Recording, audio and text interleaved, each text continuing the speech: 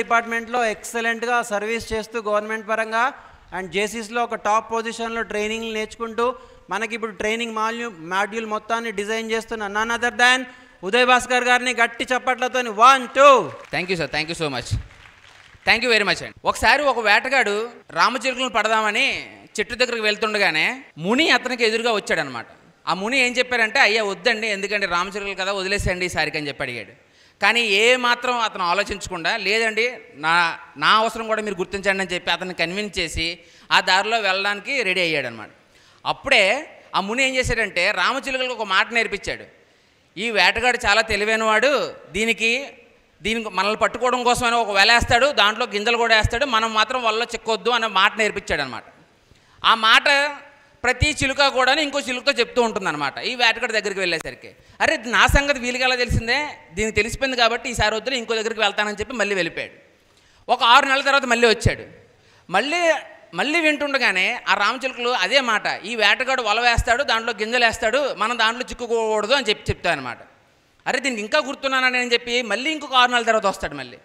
అప్పటికే మాట చెప్తూ ఉంటే, కానీ నాకు ఈరోజు వేరే దారి లేదు, ఎక్కడ ఏ మృగం కానీ ఏది దొరకలేదు కాబట్టి ఈరోజు నేను ఖచ్చితంగా ఇక్కడ వల వేసి తీరుతాను, దొరికితే దొరికింది, లేకపోతే లేదని చెప్పి వల వేస్తాడు, గింజలు వేస్తాడు.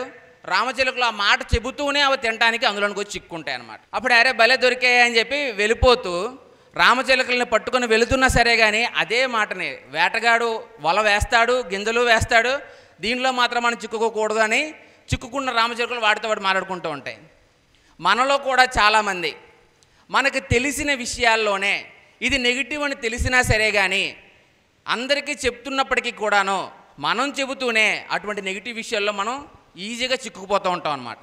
ఒక్కొక్కసారి అనుకోకుండా దానివల్ల చాలా బాధపడుతూ అట్టడుగుగా కూడా మనం వెళ్ళిపోతూ ఉంటాం.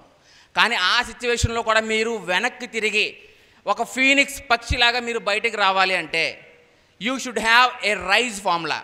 రీథింక్. మీరు ఏం చేసినా సరే కానీ మీరు ఏం చేస్తున్నారో ఇంకొకసారి ఆలోచించి ఆ పని చేయడం స్టార్ట్ చేయండి. And ignite your self thought. Me thought ఏదైతే ఉందో దాన్ని మళ్ళీ ఒకసారి రగిలింపజేసే విధంగా మీరు దాన్ని మార్పు చేసుకుంటూ ఉండండి. And stay focused. మీరు దేని మీద అయితే ఫోకస్ చేస్తున్నారో దాన్ని ఇంకొంచెం ఫోకస్డ్గా పనిచేయడం స్టార్ట్ చేయండి. మీరు ఏది కావాలంటే అది వస్తుంది. And embrace new things. కొత్త వాటిని ఎక్స్ప్లోర్ చేస్తూ కొత్త కష్టమైనా సరే కానీ మీరు దాంట్లో ఒక అడుగు ముందుకు వేసి చూడండి. విజయం మీ వెంట నడిచి వస్తూ ఉంటుంది.